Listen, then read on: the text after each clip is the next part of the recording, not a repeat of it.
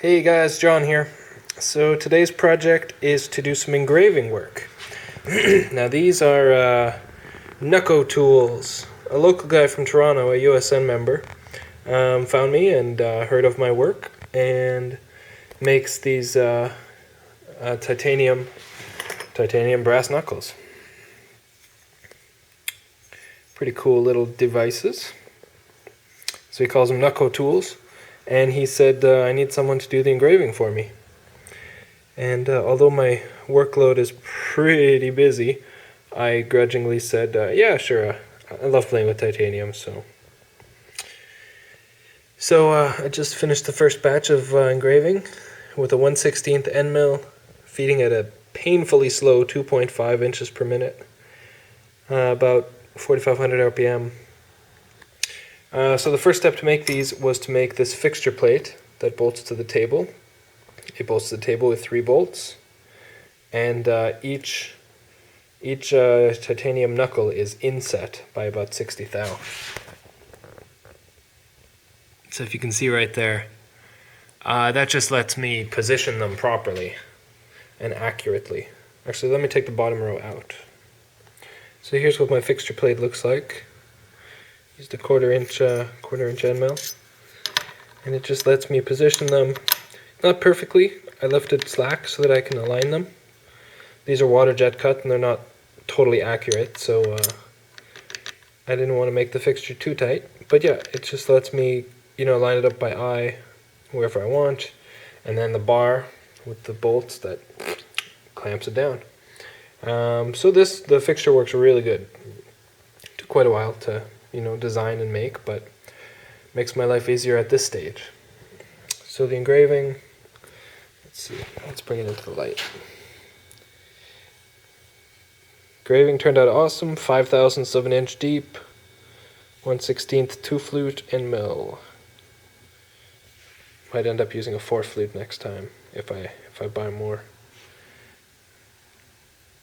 Looks sweet. So it took a long time. It takes a long time per batch. So I wanted to get as many done in one fixturing as I could. And 8 is about the maximum I can squeeze onto this table. You can see it's already overextended. Pretty much as far as she goes. But so while that was cooking, I couldn't help but try to anodize a few of these things, because there are so many. It's going to take a long time to engrave all those. But, so I might have anodized a few of them. Norman, I don't think you're going to complain too much, because some of these look epic. Let's get, here's a regular one. So what do you think, guys? So going top left to right here, bronze at about 15 volts, bluish at 27 volts, what's this, 50 volts, 65 volts, I wrote a little Sharpie on each one so I don't forget, 75 volts, 85 volts, 95 volts, 105, this one looks really cool. And this one's 115, and I stopped there. And then this one is a fade. So the top part's kind of bronze. I did the whole part in bronze. And then as I'm lifting it out of the water, I'm cranking up the voltage. So the middle part saw the 20 range and got blues. And then I cranked it up for the teeth and made it sort of look white. So, man, now I see why everybody loves titanium. It's just such a fun material to work with. I can't wait to start making all kinds of cool stuff with Thai. So yeah, compared to just the silver, I'll engrave all these guys so they look wicked too.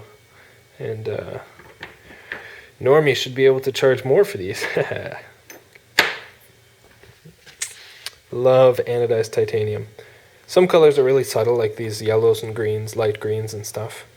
But the bronze look awesome, the blue looks awesome. I mean, compared to the silver, they just stand out. This one looks wicked. 115 volts.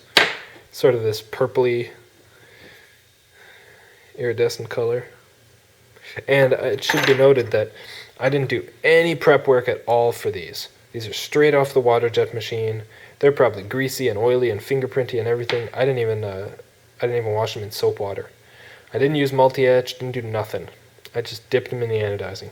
So the colors aren't totally even, and they're not totally smooth. Like there's some spots here and there.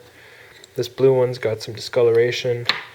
But for a product like this, it looks cool being sort of splotchy and discolored like that. It just gives it more depth of color. For something that's totally hand polished and hand finished, you know, you want an even, totally even, smooth color, but this looks cool. So this is the bronze. You can tell it's a few different colors, splotchy and stuff, but it looks cool, man. I like. So, gotta get the engraving done. On to the next batch. Thanks for watching, guys. And sorry for the distraction. I know I said I would get done some knife stuff, but this came up and I kind of wanted to do it. So, but for future reference, I don't think I'll be taking on custom work like this because I have way too much stuff to do of my own work to take on other guys' custom work. So unfortunately, I'm gonna have to turn you down if you ask for anything. So it's all about making my own stuff from now on. Handles, knives, maybe some trinkets if I come up with anything cool. But yeah, guys, thanks again for watching. I really appreciate it. I hit over 200 subs the other day. Super happy about that. And hey, let's shoot for 500. Why not? I love all the support, all the comments. You guys are great. So thanks, guys. Take care. Bye. And I thought you guys might get a kick out of seeing these colored ones with the engraving.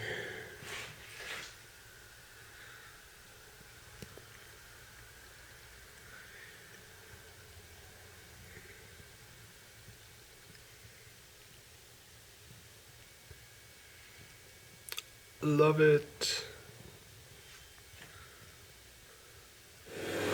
Check out the thickness variation in the depth of cut here. It's just because sometimes these are not the same thickness. Like the top one is 0.236 and the bottom is 0.252. Huge thickness difference, so the cut just ends up being deeper. But looks fine, not a big deal.